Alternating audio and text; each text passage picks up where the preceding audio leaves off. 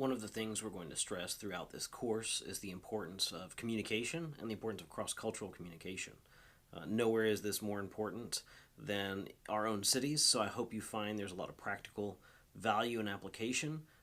You might be thinking cross-cultural communications in terms of someone that's radically not like you, maybe from a different ethnicity, language, background, country. But oftentimes, cross-cultural communications can happen even within your own home, between parents and children or husband and wife. And so I hope the tool today gives you a number of applications that are very, very practical for you. And so I want to talk about crossing cultures, and this is a kind of a worldview transformation approach. First thing, let's define culture.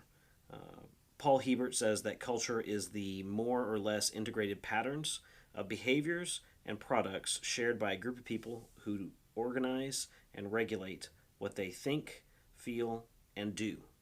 Paul Hebert is a Christian missionary anthropologist. He's written prolifically in the field of missionary anthropology, and his definition is definitely one of the standards in the fields. And so there's three components to his definition, or three ways that he would apply it, and that would be to say there's a cognitive component. He talked about thinking, feeling, and doing. So first, cognitive. This relates to things like knowledge and logic and wisdom.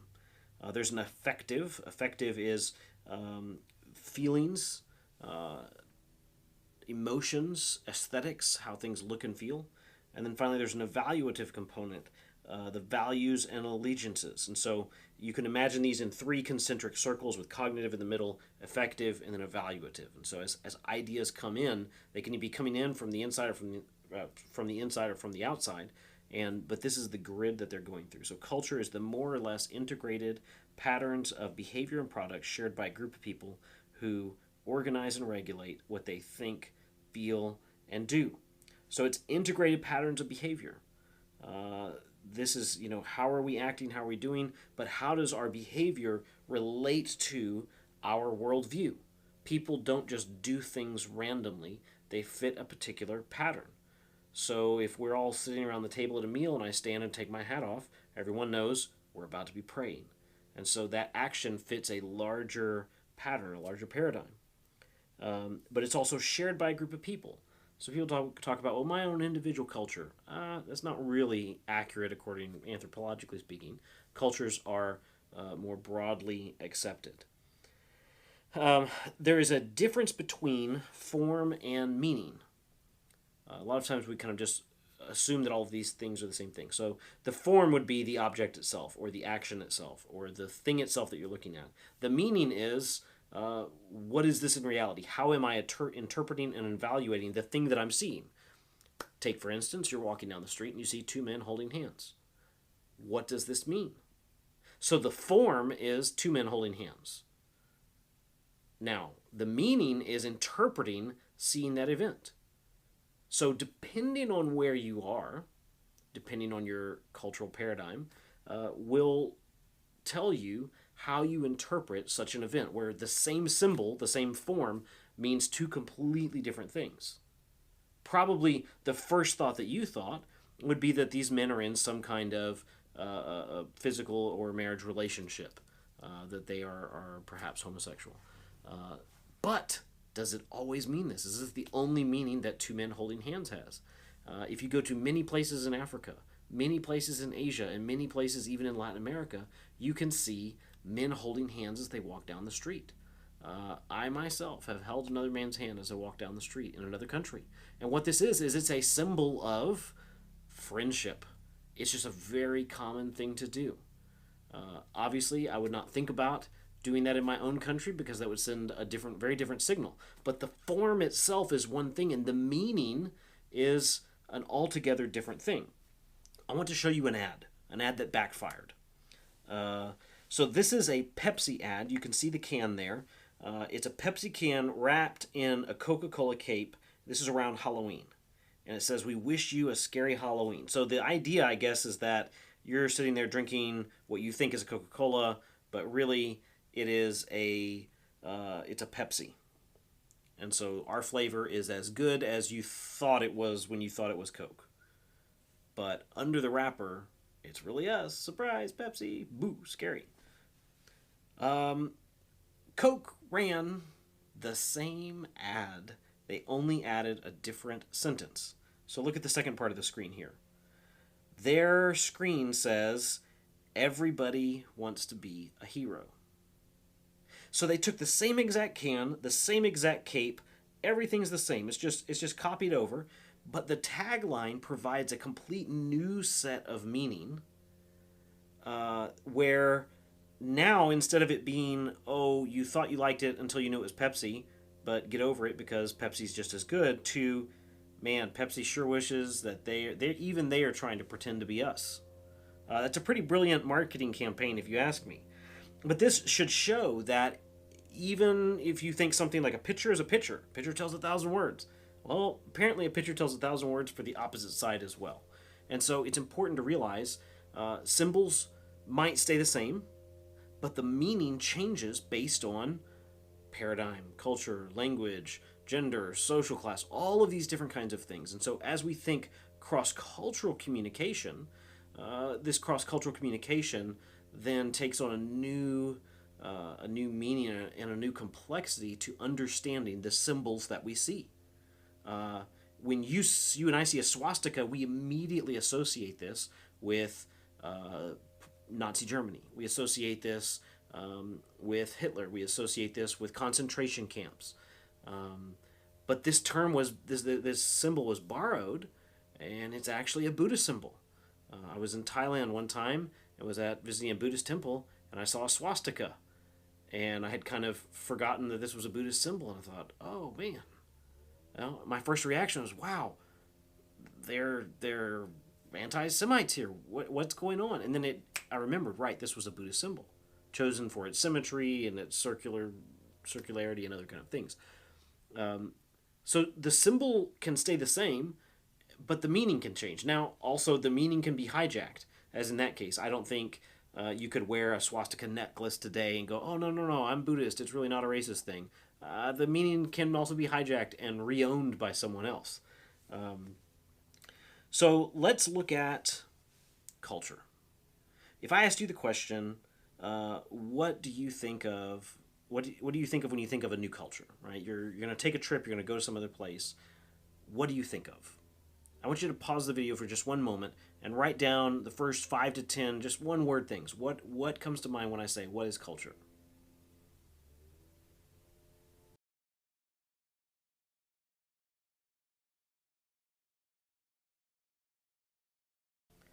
Okay, what were those things you wrote down?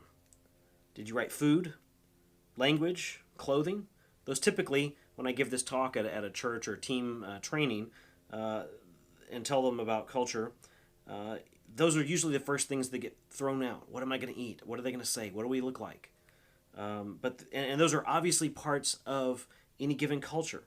You know, what do we eat? But not just what do we eat, but how do we eat? What place does the meal take? Is it communal? Is it individual? See, there's so many things that you think about, that you don't think about rather, that are already programmed into you from birth. Are silverware clean or dirty? Are your hands clean or dirty? Do we sit on the floor or do we sit at a table? Do I get my own individual plate or do we share from a group bowl? All of these things are culturally determined patterns and norms that get enforced from one generation to the next.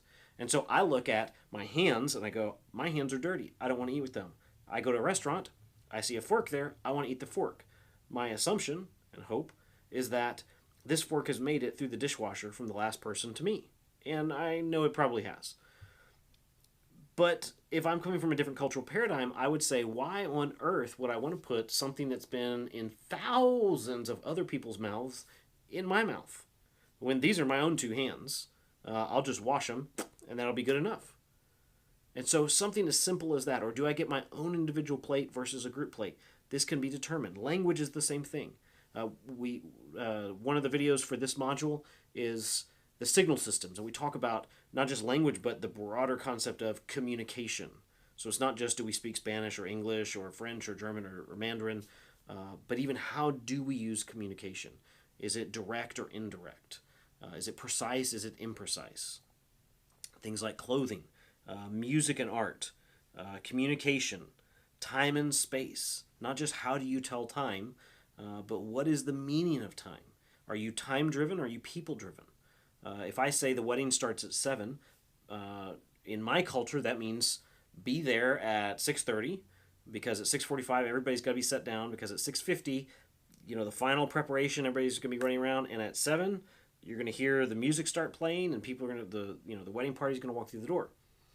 In the Middle East, the wedding starts at 7 means at 7 o'clock, the bride and the groom are leaving their respective homes with their respective wedding parties, are going to be driving through the city, making a big show, lots of honking, light flashing, people hanging out the windows, having a great time. Don't ask me how I know. And eventually they're going to get to their destination at some point. So if you show up at the wedding at 7, you're going to be the only person there, and you're going to be waiting for them. So time and space, these change from culture to culture. Things like family and marriage. Is the family patriarchal? Is the dad the boss? Is it matriarchal, the mom? Is it some other flat structure? Marriage, is marriage a requirement? Should people get married young? Should people get married older? In the Arab world, or in many parts of the world, people are expected to get married kind of right out of high school and start having children. In other parts of the world, especially among the upper classes, it's expected that you go through college and you accomplish yourself a little bit in business, and you have your own home, and you establish yourself in life, and then you get married. Things like politics. You have democracies and oligarchies and dictatorships, and you have religious monarchies, social structures. What are the ways that people organize? Are we organized individually? Do we organize by families, by clan, by tribe, by region, by empire? And then finally, you have this is one you don't hear a lot about. You have guilt cultures versus shame cultures versus fear cultures.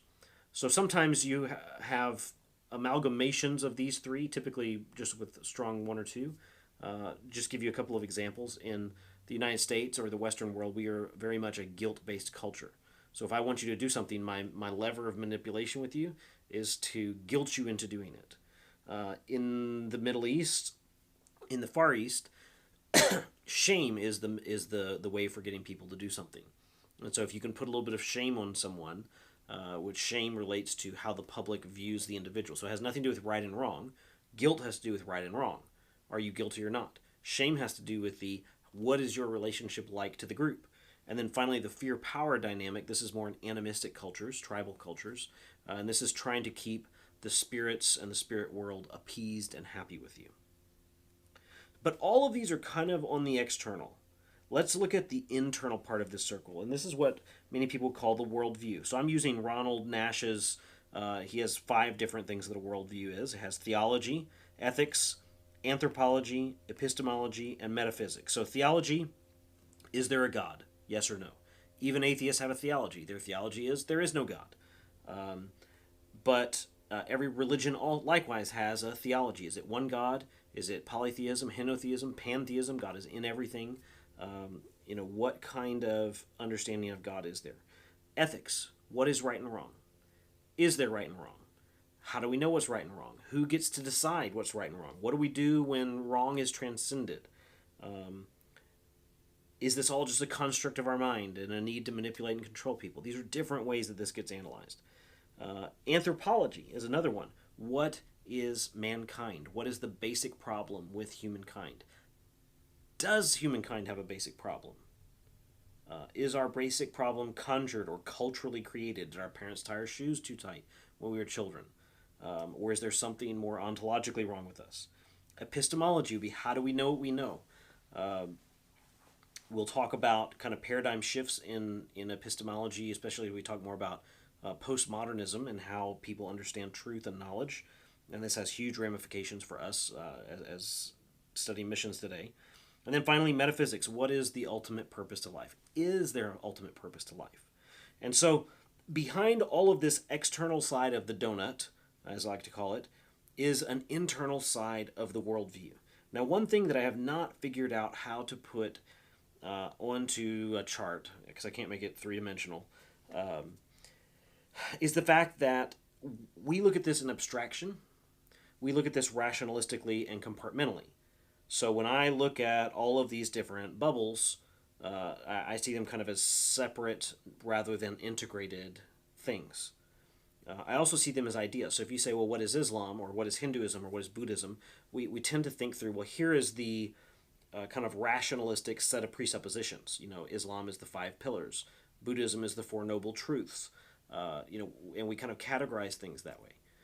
Well, there's more to it than that. Yes, these religions have rational or theological elements to them, but there's a very personal element. If you had no more Muslims, you have no more Islam. If you have no more Christians, you have no more Christianity. These things are not a Platonic form that exist out there in the void or even in the mind of God per se. These things exist in the life of their adherents.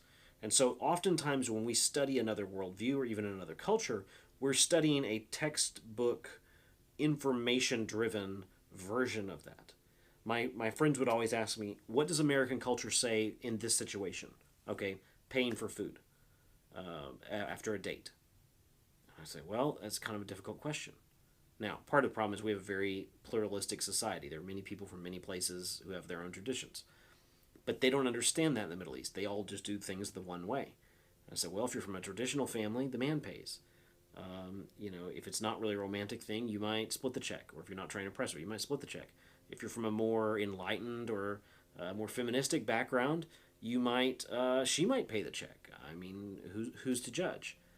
In their mind, this was a difficult concept to get, that there could be so many different ways of doing things. But the reality is, culture is a personal thing. I don't mean an individual thing, but I mean it belongs to beings. It only exists in beings. Yes, we can read about it in books, but it's in beings. So culture is the same way. I can teach you, well, Chinese culture is this, Latino culture is this, African culture is this. But the reality is that you have to get to know the person themselves. And oftentimes, worldview studies are very, very important, and I realize I'm kind of fitting into this same category. And so this is kind of my caveat time, is to tell you that it's more than just paradigm transformation. It's more than just worldview transformation. Now, here's something that does happen. Speaking of transformation, often what happens is we see that there is a difference between two cultures. And so we start evaluating, but a lot of times we're just evaluating the externals. And so we think, well, how do I see it? What oftentimes we do, and what has been done through many epochs of mission history, is that we'll take the external donut of our culture and we don't critically analyze it. We don't go, well, is my cultural donut, those externals, the clothes I wear, the language I speak, the food I eat, communication, family, marriage, politics, etc., is that actually biblical and Christian, or is that simply my adaptation or redemption of my own American culture? When we don't do that, we look at their cultural donut and we go, oh yeah, they're wrong, they're not Christian. And we take our donut and we set it over them. And so rather than there being any kind of transformation, there's simply this replacement. And this has been done time and time again. People will go to another country and go, oh, that's not Christian clothing. Maybe you had this fight with your parents, I don't know, or a fight with a church member. Oh, the clothes that person's wearing, that's not Christian. Christians don't wear whatever, shorts. The church I grew up at, like culottes, that was the big thing. For those of you who don't know, just get on Wikipedia. I'm sure there's an article about culottes. But they just assume my cultural pattern is biblical, therefore whatever is not my cultural pattern cannot be biblical. So I just need to clean up your outside, and this is kind of a pharisaical thing. I'm just going to clean up your outside to make it look like mine, and then mission accomplished, job is done. This is not a good way of seeing things. So as we look at, first we need to evaluate our own culture, and most people haven't taken a good long look at their own culture. And so I think that's kind of step one. Second is we have to then also take a long look at their culture and evaluate it. So I want to throw some categories out here.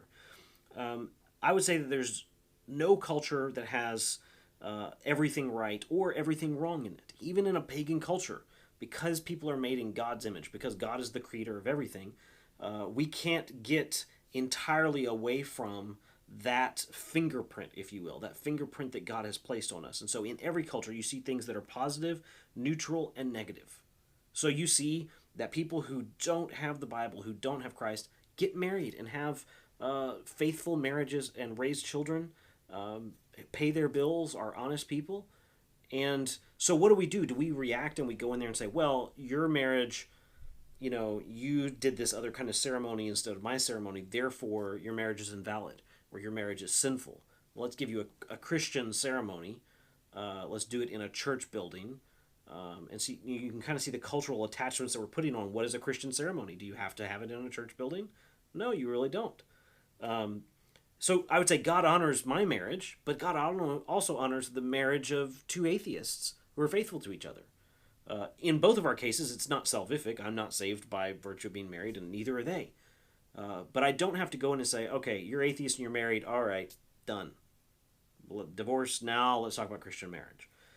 So we have to go in with a very clear picture of one, who are we? Two, who are they? What are the positive, neutral, and negative elements of their culture? Maybe they drive cars. Is it good or bad? Well, marriage is positive if it's a good marriage. Driving cars, it's neutral. I mean, I could drive a car and go rob a bank. I could drive a car and go do some ministry, or just have some fun. And so it's kind of what you do with it. And then there's things that are negative. So even in our own culture, we have things like pornography. There's no Christian version of pornography. So in every culture, we have things that are in fact wrong. And so the Bible speaks prophetically. And so as people talk about contextualization, you can go too far in either direction. You can go too far in the sense of, well, the Bible must be prophetic, so everything in a culture is wrong. Or you can go the other direction and say, well, because of contextualization, let's just love everything and affirm everything. And I don't think either of those extremes is right. I think having these three categories is much better. So what do we do with these?